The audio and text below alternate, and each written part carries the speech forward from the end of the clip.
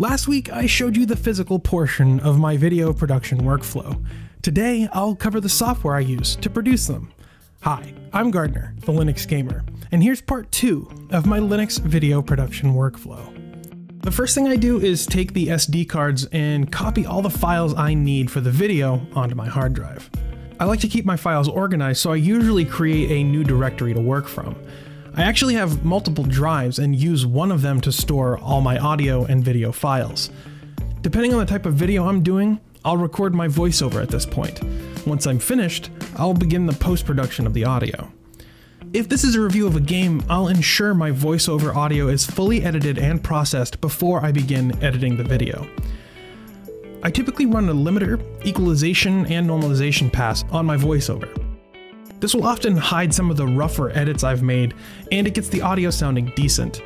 And depending on if this stupid refrigerator is running while I'm recording, hint, it's always running, I'll also use a noise reduction filter. On the other hand, if it's a live action format, I don't touch the audio file until after the video portion is cut, but we'll get to that in a minute. I'll go ahead and search for music for the video. I've amassed a library of tracks that I like, and which I feel fit a tonal range for the channel. If none of those fit, I'll search for a track on Epidemic Sound, which is a stock music library provided to me by my multi-channel network Curse. Epidemic Sound has a vast store of music and good tools for finding what I need. I'll usually choose eccentric or funny for the mood, and then pick an appropriate genre for the video. I also get most of the music from my reviews here, to avoid the potential copyright strikes or content ID shenanigans.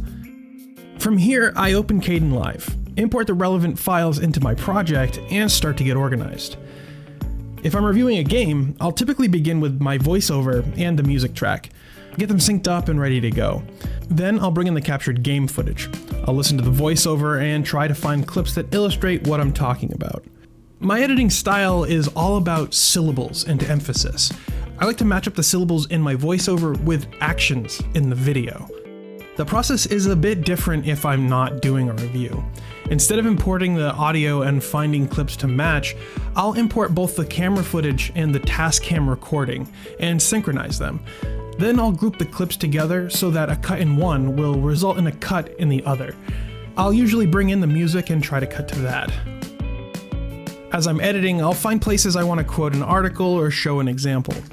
If I haven't already done so, I'll go and capture these things as needed. If it's an article, I'll use Firefox's built-in screenshot tool. Usually I'll capture the whole page and then use the pan and zoom effect in Kdenlive to give it a bit of motion. Likewise, if I come across a clip I want to add a title to, I'll pop into GIMP. Now you might be asking why I don't use Kdenlive's title maker. Because it's a bit unwieldy and takes me 2 or 3 times longer to make a title in it. In Kdenlive, I'll export the frame I want to make a title for to the project, then open it up in GIMP. I'll add text and arrange it in a way that looks nice, hide the exported frame, and then overwrite the frame with a transparent background.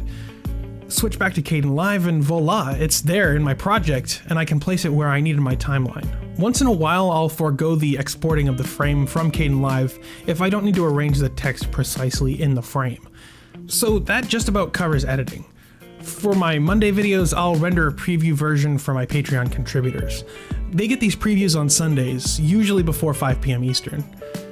I'll watch the Patreon render back for any stray frames or other things I need to fix for the final version. Then it's onto the upload. The last major step for any video is the thumbnail. It's the first impression potential viewers see, and it's quite important. I'll typically make a silly face or do a funny pose in front of my webcam, then import that photo into GIMP and start manipulating it. I'll use the vector tool to isolate myself from the background and use the path to selection option to copy my image into the thumbnail template. From there, it's just a matter of arranging the different elements, and then I export it as a JPEG, and then I attach it to the video as it's uploading.